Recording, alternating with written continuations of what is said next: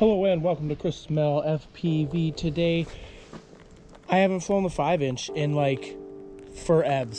So got the Emax Buzz on 6-inch bi-blades, GoPro 9. I'm gonna get some footage. We're just gonna go have some fun. I might crash it, I might not, I might do fun stuff, I might just cruise around. Who knows? I've only got a 1025 mAh 4S. So let's just enjoy it, you know what I'm saying? Just enjoy the moment.